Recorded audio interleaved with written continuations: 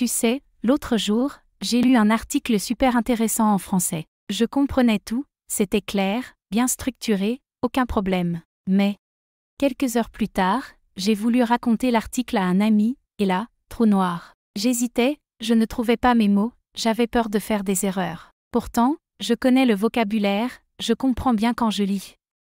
C'est frustrant, non? Mais tellement. Et tu sais quoi?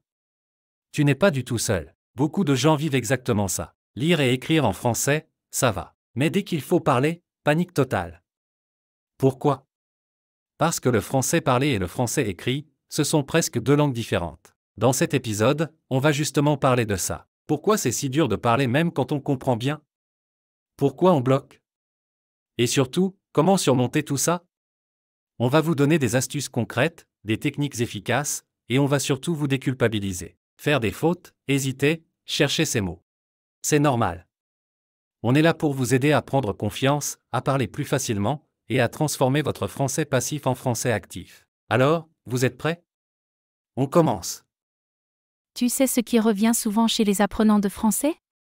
C'est cette fameuse hésitation quand ils essaient de parler. Ils comprennent tout quand ils lisent ou regardent une vidéo, mais dès qu'il faut dire quelque chose, blocage total. J'ai un ami qui vit à Paris depuis 2 ans. Il comprend super bien le français, il lit des livres, il regarde des séries sans sous-titres, mais il n'ose toujours pas parler avec ses collègues français. Il me dit qu'il a toujours ce moment de panique où les mots ne sortent pas, même s'il les connaît parfaitement, comme s'il avait peur d'appuyer sur le mauvais bouton dans sa tête. Mais c'est exactement ça. Et c'est beaucoup plus courant qu'on le croit. En fait, ce n'est pas un problème de niveau, c'est un problème de passage à l'action. Le cerveau comprend, mais la bouche n'a pas encore pris l'habitude de suivre. C'est comme un musicien qui connaît la partition par cœur, mais qui n'a jamais touché l'instrument. Alors forcément, quand il essaie de jouer, il hésite. Ce n'est pas parce qu'il est mauvais, c'est juste qu'il n'a pas encore pratiqué assez. Et tu sais, moi aussi j'ai vécu ça. J'avais appris plein de vocabulaire en français, mais quand je suis allé en France la première fois, je bégayais comme un débutant. Je voulais dire des trucs simples comme « je cherche la gare » ou « je voudrais un café », mais j'étais paralysé. C'était frustrant, vraiment. Et le plus ironique, c'est que plus on hésite, plus on perd confiance, et moins on ose parler. C'est un cercle vicieux. Mais il faut briser ce cercle. L'hésitation, c'est normal. C'est même un signe qu'on est en train d'apprendre. Et petit à petit, si on accepte de parler même avec des erreurs, cette hésitation disparaît. Il faut juste continuer à pratiquer, encore et encore, même si c'est bancal au début. C'est comme ça qu'on progresse. Tu sais, parfois, je me demande si le vrai problème, ce n'est pas la langue, mais la peur. Combien de gens comprennent le français, connaissent des mots, savent construire des phrases, mais dès qu'il faut ouvrir la bouche, plus rien. Silence total. Et pourquoi?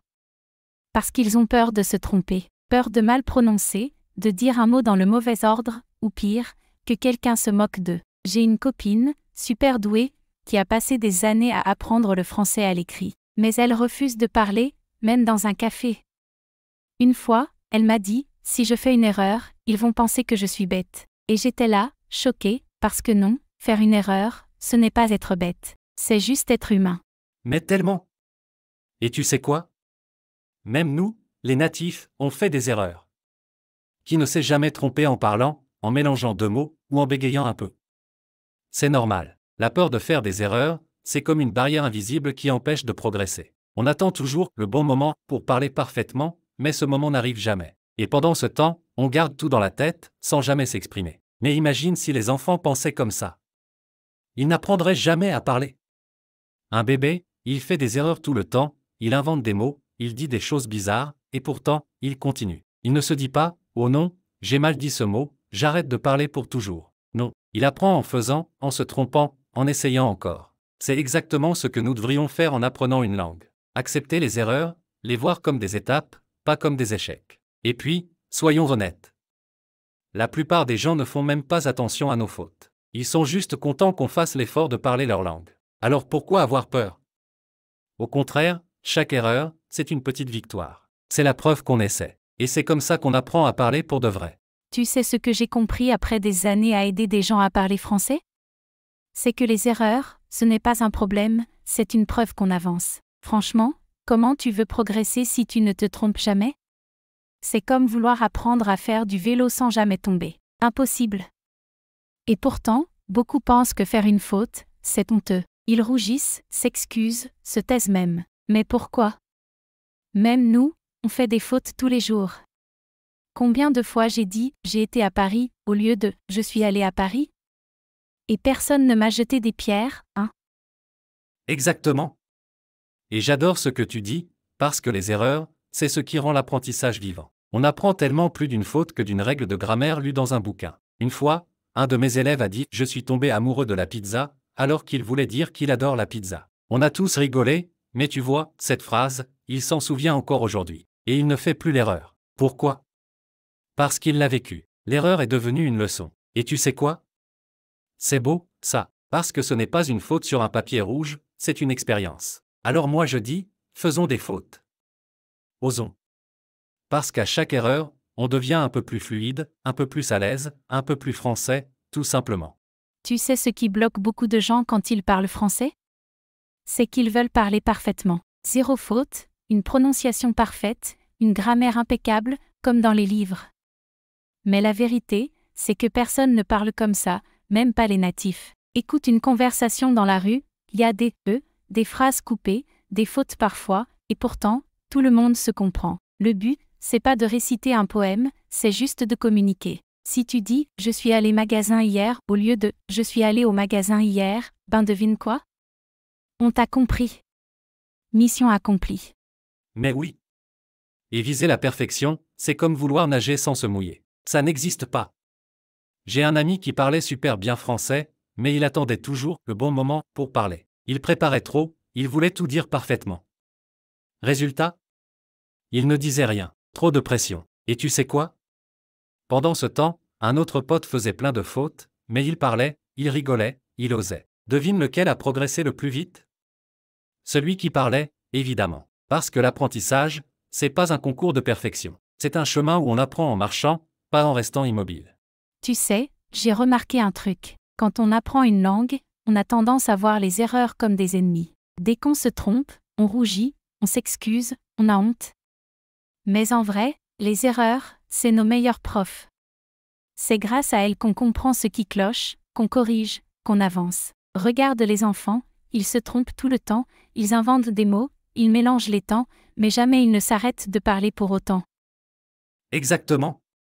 Le problème, c'est qu'on a été éduqué à éviter les fautes, comme si c'était grave. À l'école, une faute égale une mauvaise note. Alors on grandit avec cette peur. Mais dans la vraie vie, c'est l'inverse, chaque erreur est une opportunité d'apprendre. Moi, ce qui m'a beaucoup aidé, c'est de changer ma mentalité. Au lieu de me dire « Oups, j'ai encore fait une erreur », je me dis « Cool, j'ai appris un truc aujourd'hui ». Et quand quelqu'un me corrige gentiment, je le remercie au lieu de me vexer. Parce qu'au final, si on veut progresser, faut faire la paix avec les erreurs.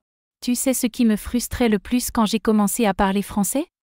C'est que je connaissais plein de mots, je les avais vus dans des livres, entendus dans des séries, notés dans mon cahier, mais impossible de les sortir quand je parlais.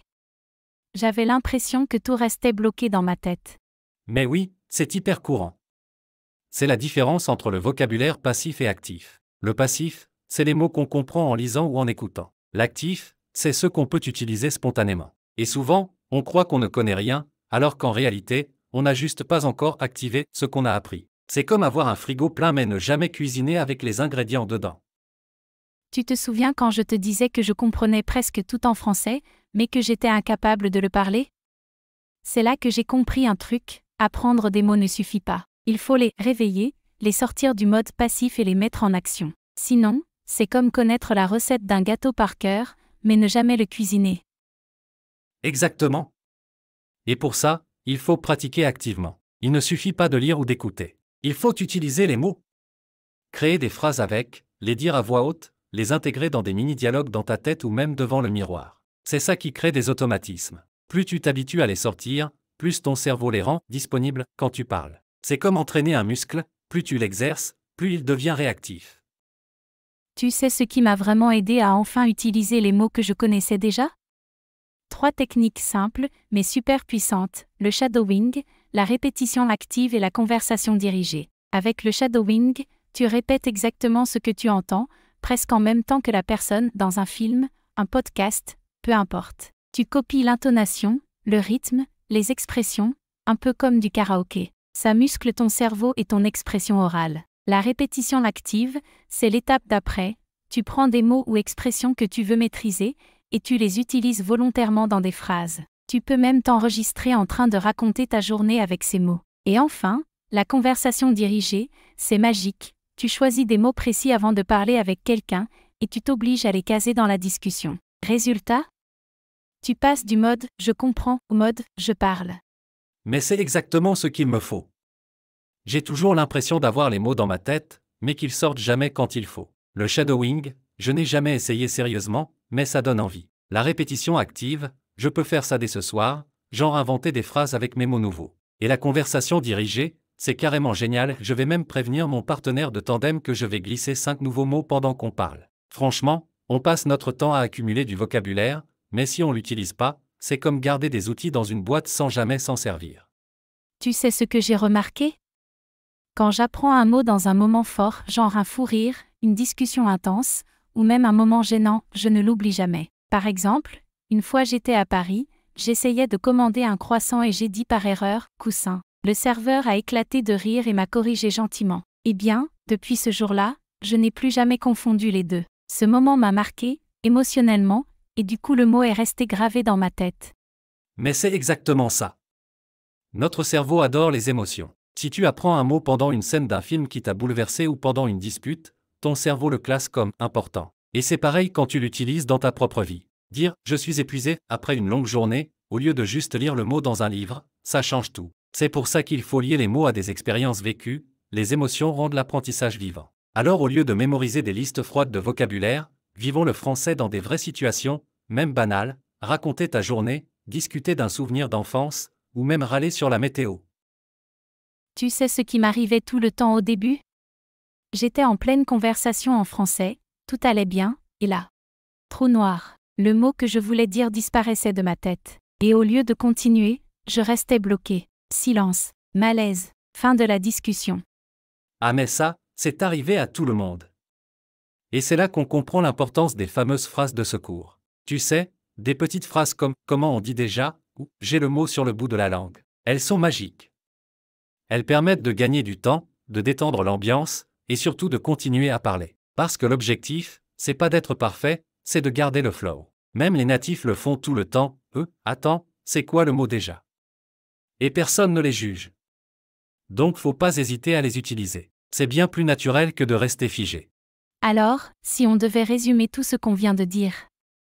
Parler français, ce n'est pas juste appliquer des règles de grammaire comme à l'école. C'est vivant, c'est imparfait, c'est humain. Et surtout, ce n'est pas grave de chercher ces mots, de faire des erreurs ou de ne pas parler comme dans un roman de Victor Hugo. Ce qui compte, c'est oser s'exprimer, même si c'est avec des hésitations, même si c'est avec des phrases simples. Exactement. Le français écrit, c'est souvent plus formel, plus structuré. Mais le français parlé, c'est un terrain de jeu. C'est là où tu peux tester ton vocabulaire, utiliser les mots que tu as appris, même si tu les prononces un peu de travers. L'important, c'est d'avancer. Même les erreurs deviennent des alliés. Et avec des astuces comme le shadowing, la répétition active, ou juste des phrases de secours comme « tu vois ce que je veux dire », tu peux vraiment gagner en confiance et en fluidité. Alors, chers auditeurs, parlez, riez, faites des fautes mais surtout, ne vous arrêtez jamais de pratiquer.